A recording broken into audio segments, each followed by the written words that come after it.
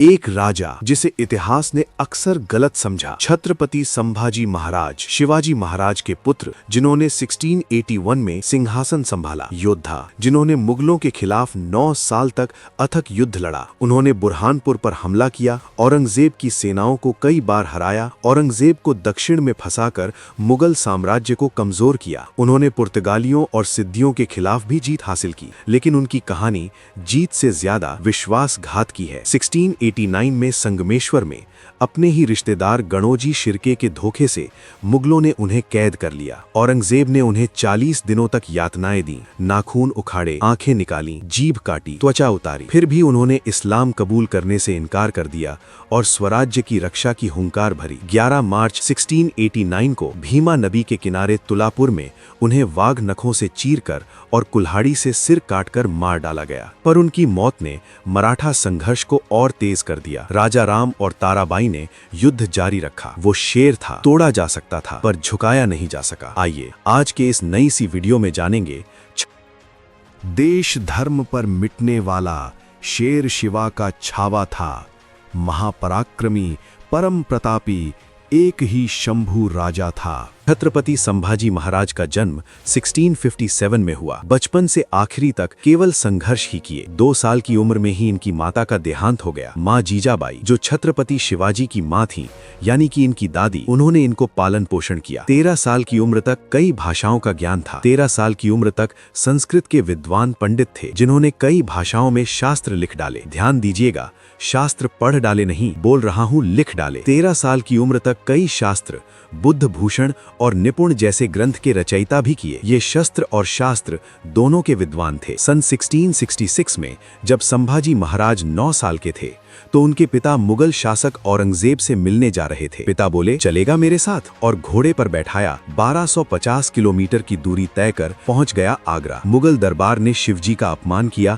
और उन्हें नजरबंद कर दिया। छोटा सा बालक अपनी आंखों के सामने अपने पिता का अपमान देख रहा था। वो दृश्य उसके मन में हमेशा के लिए बस गया। बाद में जब शिवाजी महाराज ने भागने की योजना बनाई और दोनों भाग गए, शिवाजी ने संभाजी को मोरपंथ पिंगले के रिश्तेदारों के हवाले कर दिया और खुद अलग रास्ते से मथुरा वाराणसी होते हुए दक्कन की ओर बढ़े। संभाजी सुरक्षित रखे गए। संभाजी कुछ समय बाद वफादारों के साथ सुरक्षित स्वराज्य लौटे। औरंगजेब को गुस्सा आया, लेकिन दोनों बच गए। ये पलायन की नई शुरुआत थी। 9 अक्टूबर 1667 को संभाजी रायगढ़ से औरंगाबाद रवाना हुए। 25 अक्टूबर 1667 को मुगल राजकुमार मुआज्जम से मुलाकात और संधि हुई। 1674 में शिवाजी महाराज के राज्याभिषेक के समय संभाजी को युवराज अभिषेक मिला। 1676 में वे सिंगारपुर गए। दिसंबर 1679 में संभाजी मुगल शिविर छोड़कर पन्हाला किले पहुंचे। 13 जनवरी 1680 को पिता शिवाजी महाराज से मुलाकात हुई। पिता पुत्र में सुलह हो गई। शिवाजी ने उन्हें फिर से विश्वास दिलाया। 3 अप्रैल 1680 रायगढ़ किले पर सूरज ढल रहा था। छत्रपति शिवाजी महाराज का देहांत हो गया।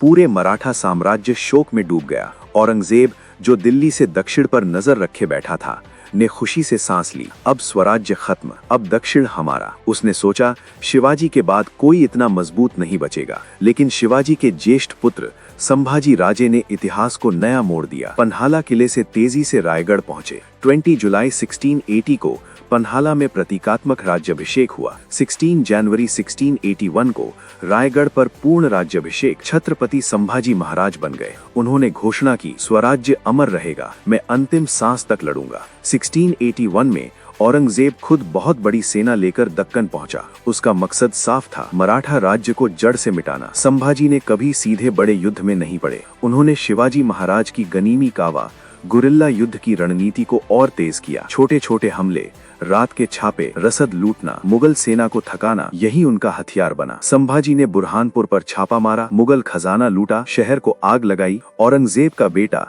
राजकुमार अकबर भी संभाजी की शरण में आ गया, जिससे औरंगजेब और ज्यादा गुस्से में आ गया। रामसेज किले पर मुगलों ने सालों घेरा डाला, लेकिन मराठा वीर नहीं झुके। जंजीरा के सिद्धी, गोवा के पुर्तगाली, सब के खिलाफ एक साथ लड़े। 1687 में वाई के युद्ध में सेनापति हम्बीर राव मोहिते शहीद हो गए। मराठा सेना में कुछ कमजोरी आई। बीजापुर और गोलकुंडा मुगलों के कब्जे में आ गए। अब औरंगजेब का पूरा ध्यान संभाजी पर था। जनवरी 1689 संभाजी महाराज और उनके सबसे विश्वसनीय सलाहकार कवि कलश संगमेश्वर में थे। रत्नागिरी के पास सह्याद्री की घाटियों में वहां रणनीति बैठक चल रही थी। साथ में 2000-5000 मराठा सैनिक। संभाजी रायगढ़ की ओर जा रहे थे, लेकिन रास्ते में संगमेश्वर में रुके। यहाँ हुआ सबसे बड़ा धोखा। संभाजी के ससुराल वाले गणोजी शिर्के, येसुबाई के भाई, ने मुगलों को खबर दी। मुगल सेनापति मुकर्रब खान या शेख निजाम ने 10,000 से ज्यादा सैनिकों के साथ रात के अंधेरे में अचानक हमला कर दिया। 1 फरवरी 1689 की वो रात संगमेश्वर में भयंकर मुठभेड़ हुई। मराठा वीरों ने बहादुरी से लड़ा। मालोजी घोर पड़े,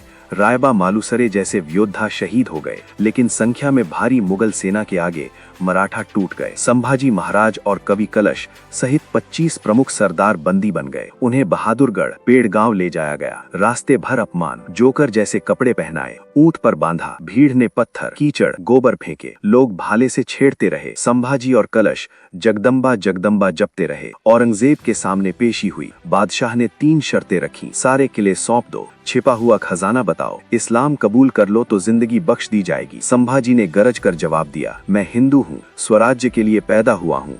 न किले सौंपूंगा, न खजाना बताऊंगा, न धर्म बदलूंगा। महादेव की जय। 1 फरवरी 1689 से 11 मार्च 1689 तक लगभग 40 दिन रोज नई क्रूरता। आंखें गर्म लोहे से फोड़ी, जीभ काटी, नाखून उखाड़े, चमड़ी उतारी, नमक छिड़का। हर यातना के बाद पूछा जाता, अब भी नहीं मानोगे? संभाजी अडिग रहे। कवि कलश भी साथ थे।